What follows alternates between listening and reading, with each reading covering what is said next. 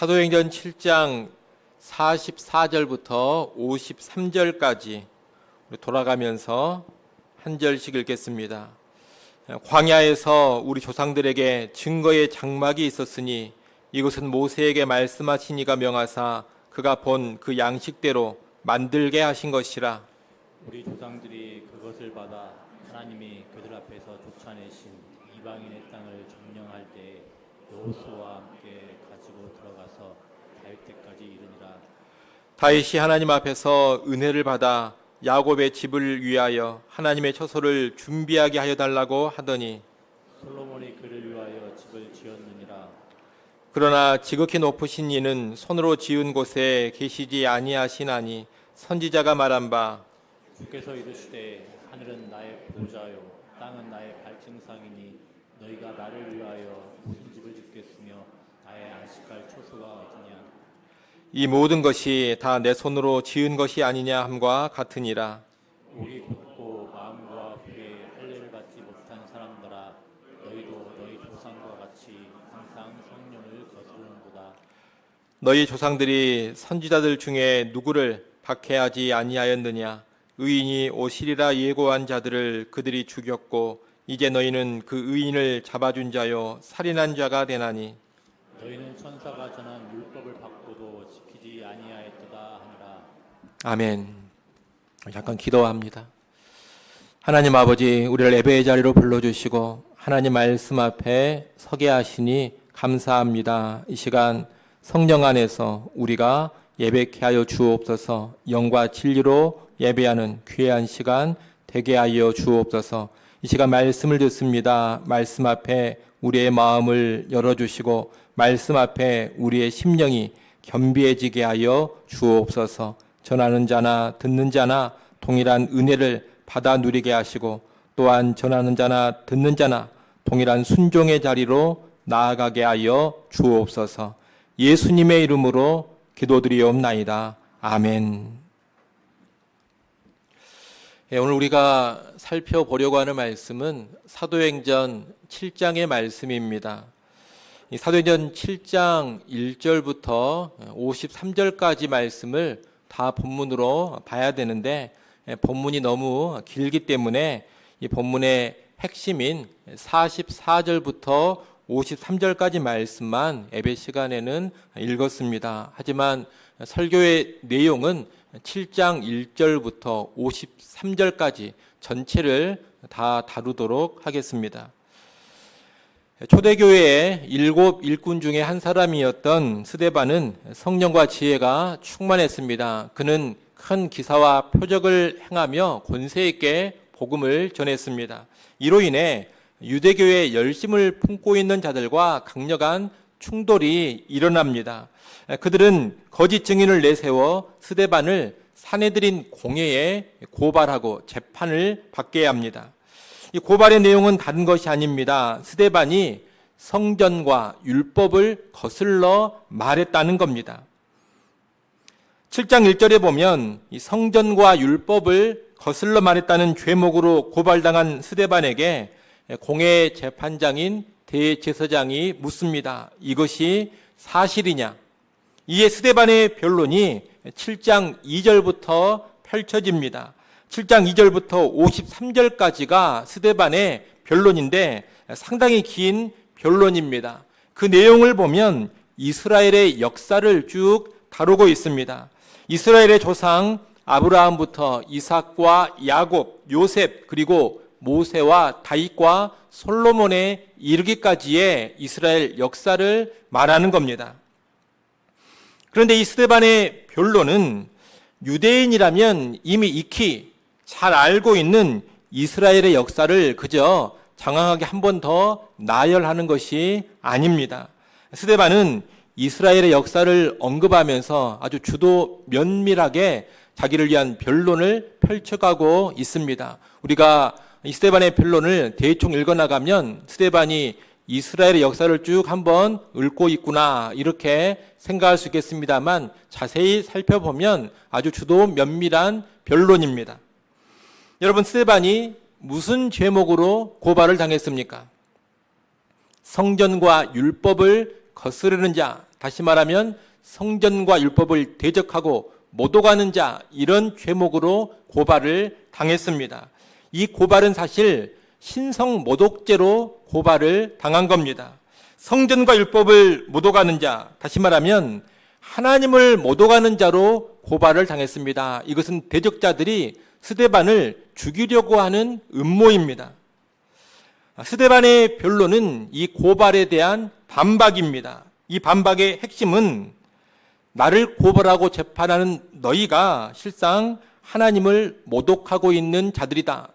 내가 신성 모독자가 아니라 실상 너희가 바로 신성 모독자들이다. 이러한 반박입니다.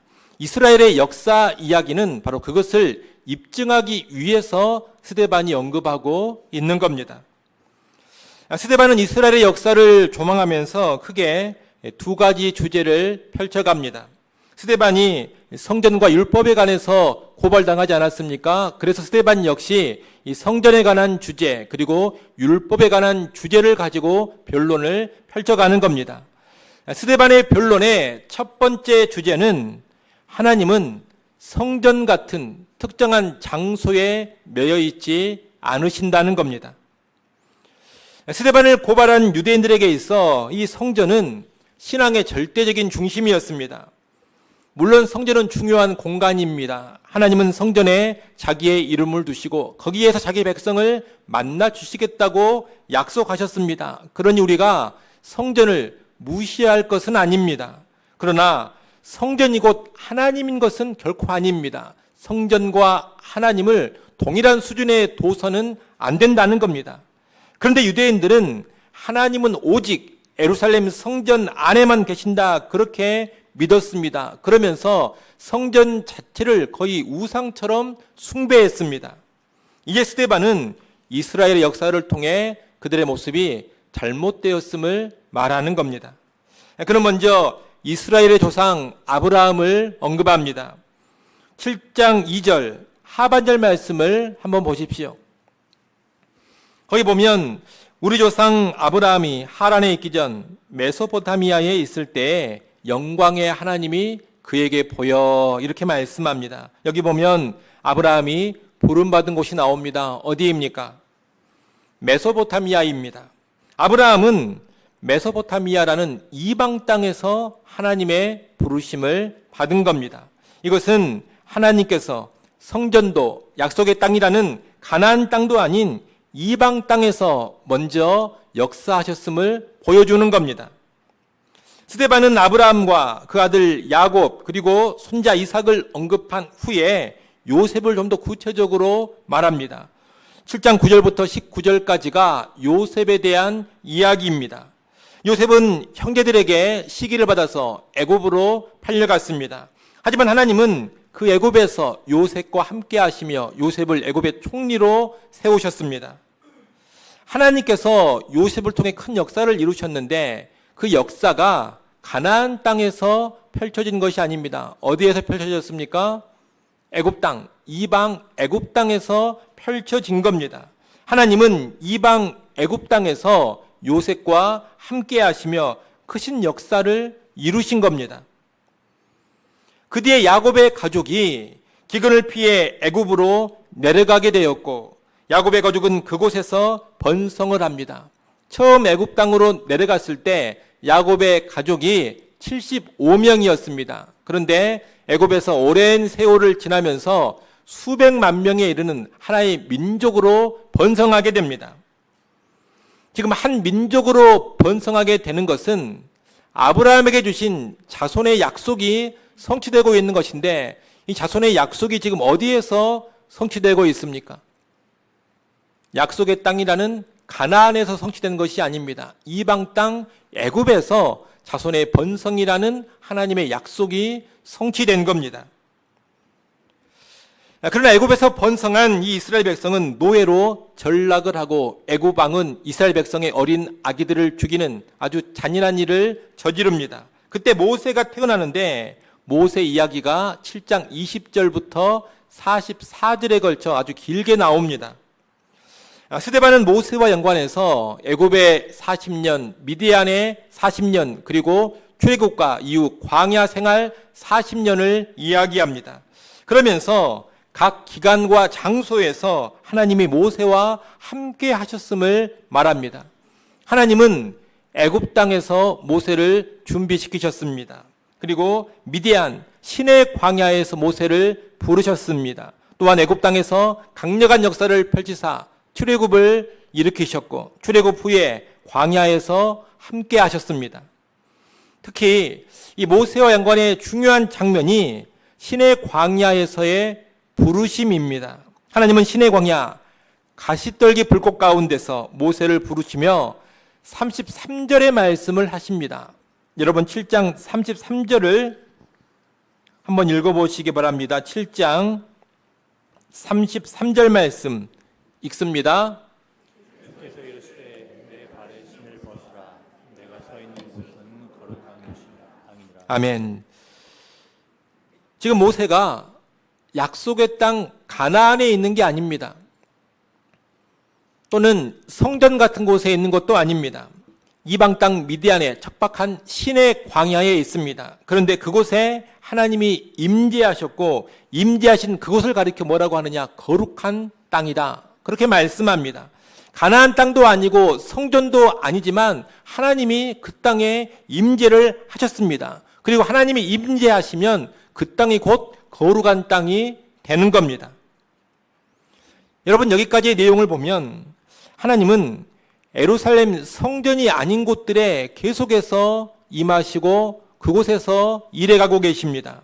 이방 땅, 메소포타미아, 애굽 땅, 미디안 땅, 시내 광야 그곳이 모두 하나님께서 임재하신 장소가 되었습니다. 그리고 하나님께서 그의 백성과 함께 하시며 놀라운 역사를 일으키는 장소가 되었습니다. 뭘 말하는 겁니까? 하나님께서 장소를 가리시지 않는다는 겁니다. 하나님의 특정 장소에 매여가지고 그곳에만 임재하시거나 그곳에서만 일하시지 않는다는 겁니다. 또한 하나님은 광야 시대에 모세에게 명령해서 성막을 만드셨는데 이 성막은 하나님의 처소로 만든 겁니다. 그런데 이 성막은 고정된 건물이 아니라 이동식 구조입니다. 그래서 광야 생활 내내 성막은 이동을 했고 여호수아와 함께 가나안 땅에까지 이동하여 들어간 겁니다.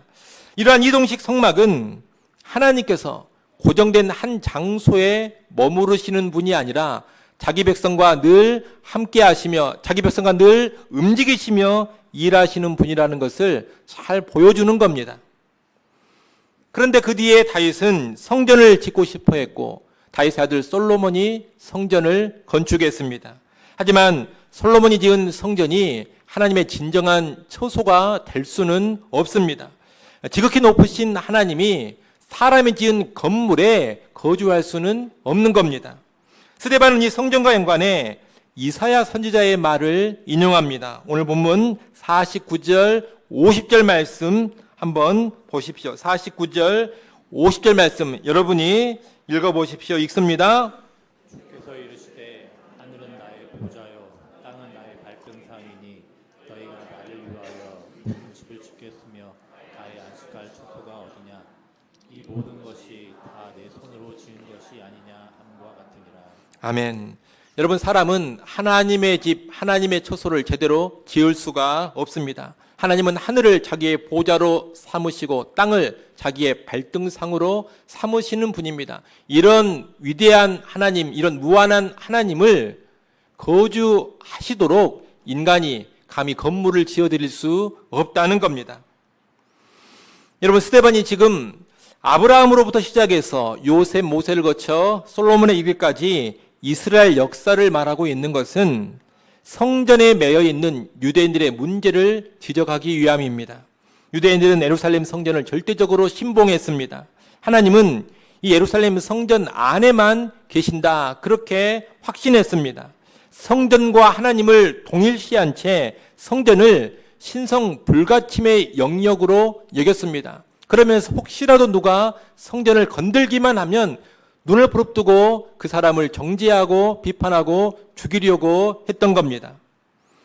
이 유대인들은 하나님을 특정한 장소, 즉 예루살렘 성전에 가두어 둔 채 신앙생활을 하고 있었던 겁니다. 그러나 스데반의 변론에서 본 것처럼 하나님은 어디에나 임재하시고 어디에서나 자유롭게 일하십니다. 하나님은 특정한 장소와 특정한 제도, 특정한 형식에 매여 계시지 않는다는 겁니다. 그런데 유대인들은 이 위대하시고 자유로우신 하나님을 한낱 건물에 지나지 않는 예루살렘 성전에 묶여있는 분으로 이해하고 있습니다. 하나님을 성전에 매여 옴싹달싹하지 못하는 그런 존재로 이해를 하고 있는 겁니다. 그렇게 볼 때 하나님을 못 오고 하는 자는 누구입니까? 스데반이 아닙니다. 바로 스데반을 고발하고 재판하고 있는 유대인들입니다.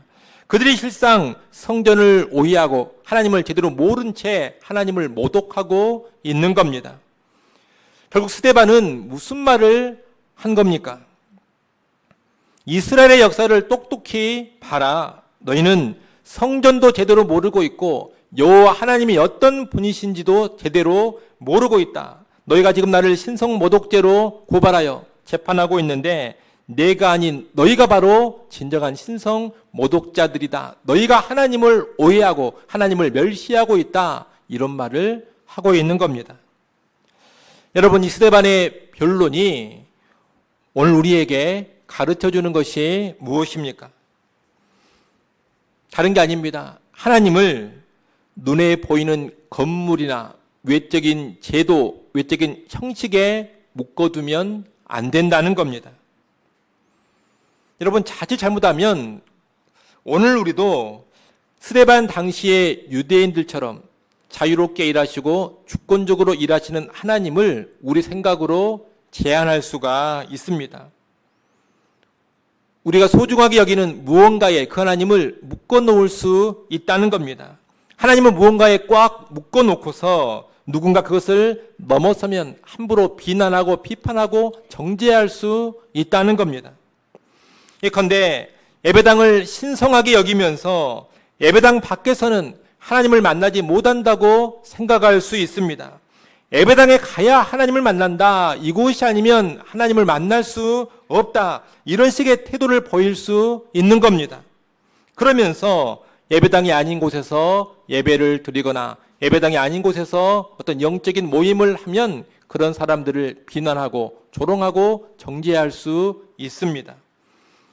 이것은 일종의 건물 숭배입니다. 대단히 잘못된 겁니다. 이런 건물 숭배가 예배당 안에서만 경건함을 유지하고 예배당을 벗어난 집이나 직장에서는 신앙을 전혀 드러내지 않는 그런 행태를 많이 만들어냈습니다. 또는 특정한 예배 형식만을 강조하면서 그런 형식이 아니면 하나님이 임재하시지 않는 것처럼 생각할 수도 있습니다.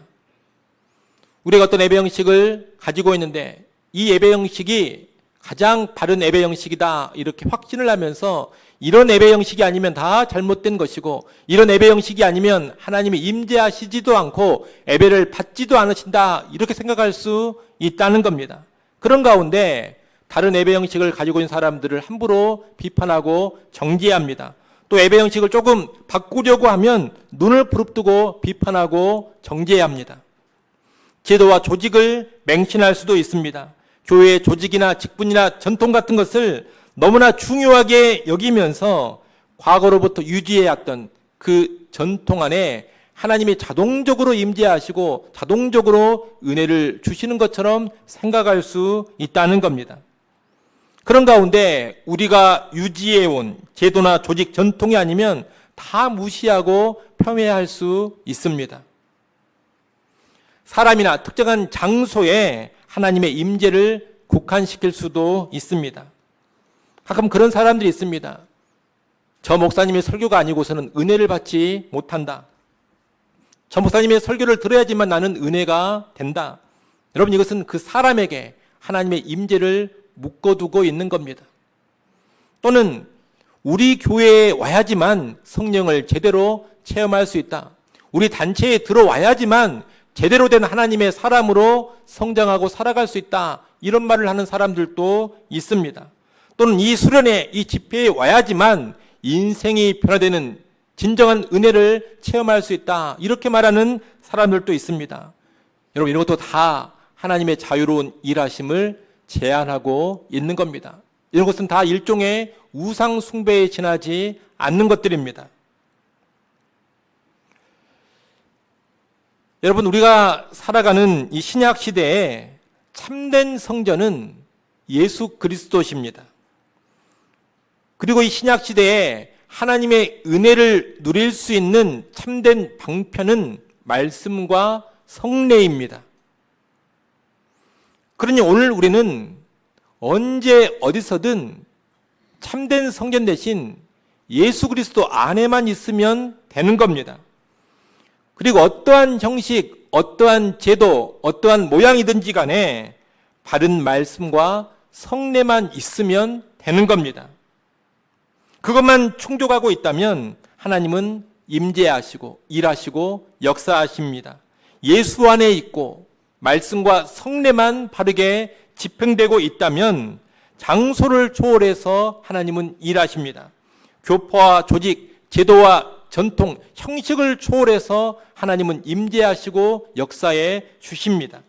그러니 여러분, 결코 우리 하나님을 특정한 예배당 안에 가두지 않기를 바랍니다. 우리가 속한 교파, 우리가 붙잡는 제도와 형식 안에 가두지 않기를 바랍니다. 우리에게 허락하신 영적 지도자 안에 가두지 않기를 바랍니다. 우리 하나님은 자유로운 주권자이십니다. 그러니 예수 그리스도 안에 있다면, 그리고 바른 말씀과 성례를 도구로 삼고 있다면 그 외의 모든 것들은 폭넓게 인정하고 수용하는 그런 신앙의 삶으로 나아갈 수 있어야 하겠습니다. 우리는 그런 모습으로 나아갈 수 있기를 간절히 바랍니다. 스데반이 펼치는 이 변론의 두 번째 주제가 있습니다. 두 번째 주제는 이스라엘은 언제나 하나님의 뜻을 거역해 왔다는 겁니다. 유대인들은 모세를 통해 율법을 받은 것을 아주 큰 자랑거리로 여겼습니다. 그들은 자기들을 율법의 수호자로 여겼고 자기들은 율법을 잘 지키는 의로운 자라고 생각을 했습니다. 그러나 스데반은 그들의 불순종의 역사를 낱낱이 고발하면서 그들의 위선을 날카롭게 파헤칩니다. 일단 이스라엘 백성들은 모세를 거절하고 배척했던 사람들입니다. 7장 39절을 한번 보십시오. 7장 39절에 보면 우리 조상들이 모세에게 복종하지 아니하고자 하여 거절하며 그렇게 되어 있습니다. 하나님이 세우신 출애굽의 구원자, 율법을 전해준 모세를 이스라엘이 실상 거부했다는 겁니다. 그들은 또 출애굽한 후에 광야에서 금송아지 우상을 만들어 섬겼습니다. 그뿐 아니라 하늘의 별들을 섬겼고 이방신 몰록의 장막과 레판의 별을 받들어 섬겼습니다. 그들은 광야에서 하나님께 희생제사를 드리기는 했지만 진정한 제사를 드린 적은 거의 없었습니다. 그래서 7장 42절 하반절에 보면 하나님은 뭐라고 말씀하셨느냐? 이스라엘의 집이여, 너희가 광야에서 40년간 희생과 제물을 내게 드린 일이 있었느냐? 이렇게 말씀합니다. 물론 이스라엘이 희생제사를 드리기는 했습니다. 근데 왜 하나님이 제사를 드린 적이 있었느냐? 이렇게 말씀합니까? 진정한 제사를 드린 적이 없었다는 겁니다. 다 우상을 섬기고 불순종하면서 형식적인 제사만 드리고 있었기 때문에 하나님이 광야 생활에 이스라엘을 향하여서 이런 말씀을 하셨던 겁니다. 그들의 광야 생활은 불순종과 우상 숭배로 가득했던 겁니다. 그뿐입니까? 이스라엘 백성은 가나안 땅에 들어가서도 하나님이 보내신 선지자들을 계속해서 박해하고 그리고 죽였습니다. 하나님의 말씀을 전하는 자들을 끊임없이 거부하고 대적했던 자들이 바로 이스라엘 백성이었습니다. 그러면 이런 일이 스데반 당시의 유대인들과는 아무런 상관이 없는 일입니까? 이런 일은 그저 이스라엘 조상들의 일일 뿐이고 스데반 당시의 유대인들은 이런 자기 조상들과 전혀 다릅니까? 조상들은 문제가 많았지만 스데반 당시의 유대인들은 괜찮은 사람들입니까? 그렇지 않습니다. 똑같습니다. 사실 조상들보다 훨씬 더 악합니다. 조상들은 모세를 대적하고 배척했습니다. 그런데 스데반 당시의 유대인들은 어떤 자들입니까? 모세는 예언하기를 하나님께서 나와 같은 선지자를 너희 가운데 세우시리라, 그렇게 예언을 했습니다. 이 나와 같은 선지자란 출애굽과 같은 구원을 이룰 선지자를 지칭하는 겁니다. 한마디로 궁극적인 구원자, 진정한 메시아를 가리키는 말입니다. 출애굽의 지도자였던 모세는 진정한 구원자의 예표에 지나지 않는 사람, 그림자에 지나지 않는 사람입니다. 그에 비해 그 모세가 예언한 나와 같은 선지자는 진정한 구원자 그 자체입니다. 실체입니다. 그러니 모세보다 훨씬 큰 분입니다. 그런데 스데반 당시의 유대인들, 또 지금 재판하고 있는 산헤드린 공회의 종교 지도자들은 어떤 자들입니까? 모세가 예언했던 그 진정한 구원자 예수를 잡아 죽인 자들입니다. 조상들은 구원자의 예표요 그림자일 뿐인 모세를 잡아 죽였다면 스데반 당시의 유대인들은 진짜 구원자를 잡아 죽인 자들이라는 겁니다. 그러니 누가 더 악합니까? 누가 더 큰 죄인입니까? 스데반 당시의 유대인들이 훨씬 더 악하고 조상들보다 훨씬 더 큰 죄인들인 겁니다. 그래서 스데반은 51절로 53절에서 자기를 고발하고 재판하는 유대인들을 아주 신랄하게 책망합니다. 여러분 51절부터 53절까지 좀 긴 말씀입니다만 여러분이 한번 읽어보십시오. 51절부터 53절까지 읽습니다.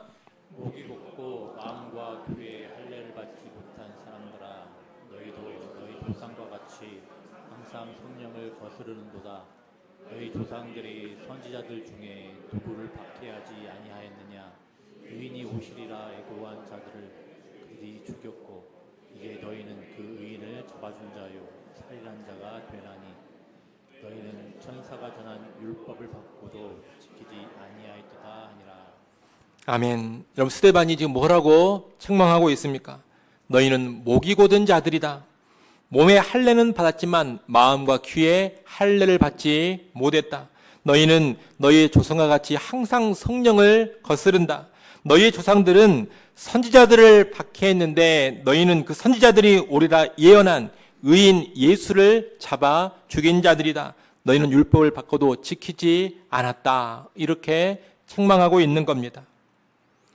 여러분 스데반 당시의 유대인들은 모든 율법과 모든 선지자가 가리키고 있는 예수님을 죽인 자들로서 조상들보다 훨씬 더 악독하고 심각한 죄인들입니다.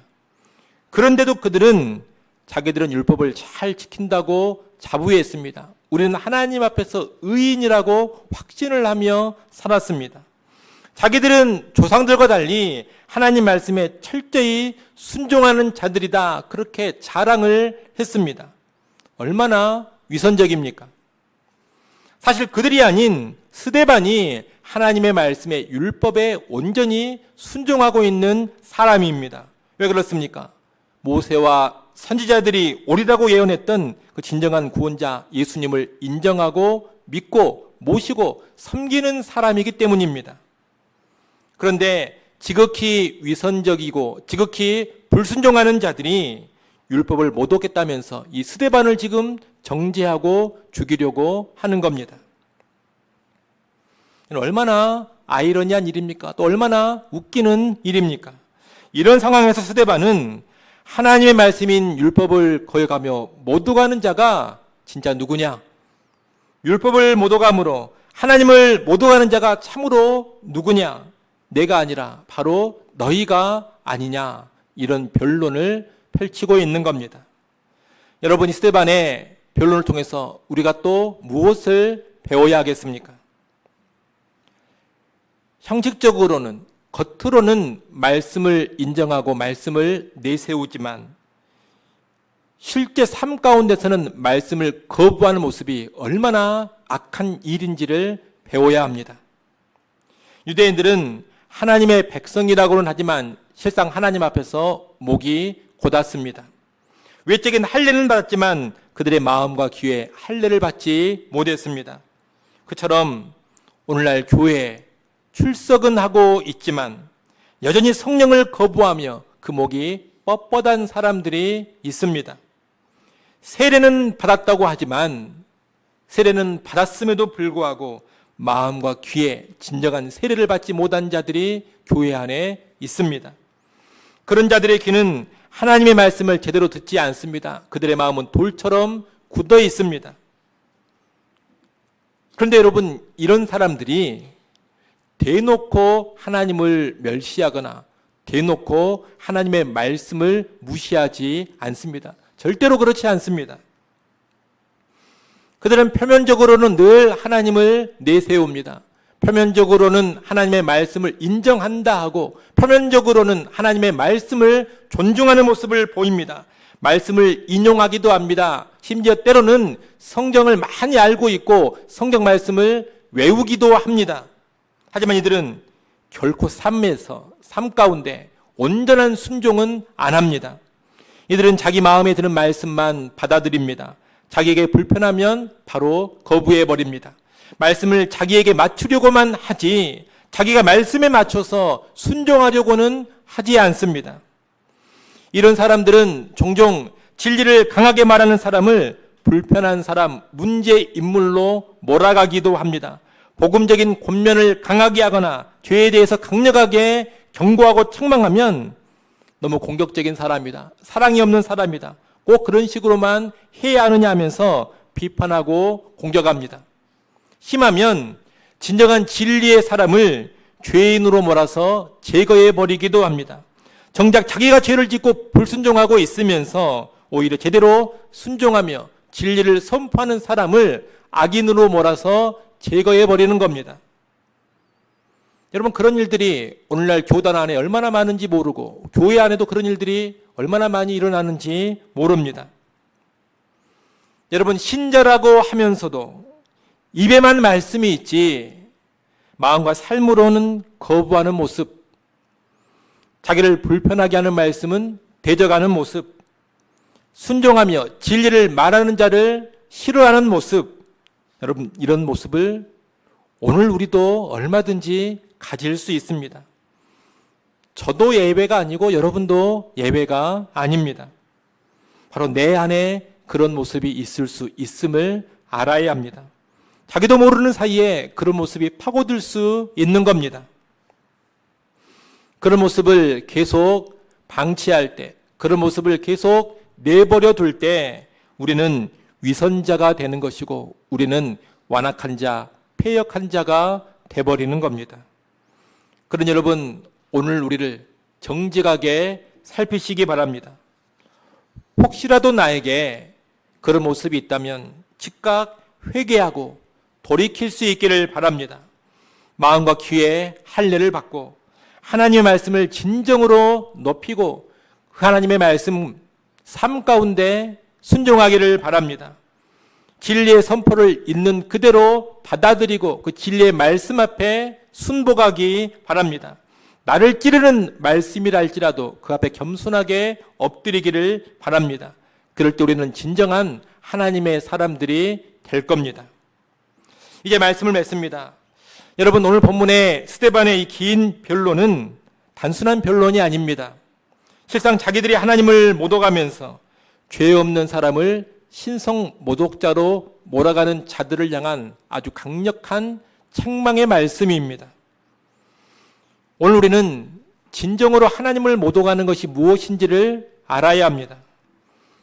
종교적으로 보이는 외적인 것들에 하나님을 묶어버리는 태도, 입술로만 말씀을 외치면서 실제로는 하나님의 뜻을 거역하는 태도, 여러분, 이것이 진정 하나님을 모독하는 행태입니다.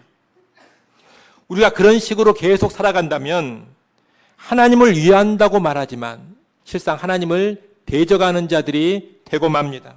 우리가 계속 그런 식으로 살아간다면 하나님을 모독하고 있으면서, 내가 하나님을 모독하고 있으면서도 다른 좋은 사람을 하나님 모독자로 몰아가고 비판하고 정죄하게 되어집니다.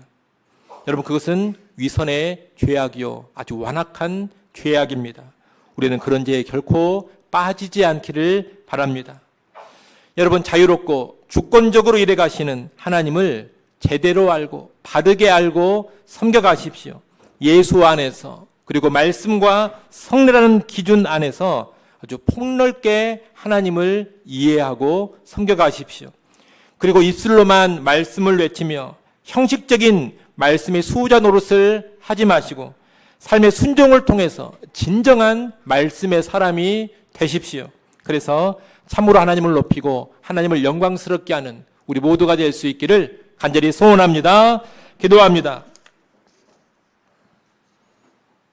하나님 아버지, 겉으로는 하나님을 위한다면서 실상 하나님을 못 오가는 자리에 우리가 서지 않기를 원합니다. 외적인 건물이나 종교적인 제도나 형식에 우리가 갇히지 않게 하여 주옵소서. 오직 예수 안에서만 말씀과 성례를 통하여 참된 하나님의 임재를 누리게 하여 주시옵소서. 자유롭게 일하시는 하나님을 온전히 이해하며 섬겨가게 하여 주옵소서. 하나님 또한 간절히 원합니다. 우리의 완악한 마음을 꺾어주시고 입술로만 말씀을 높이는 것이 아니라 우리의 삶으로 순종해서 진정으로 하나님을 영화롭게 하는 자들 다 되게 하여 주옵소서. 진리를 선포하는 자를 미워하지 않게 하시고 겸허히 듣고 따르는 겸손한 마음을 우리에게 허락하여 주옵소서. 예수님의 이름으로 기도드리옵나이다. 아멘.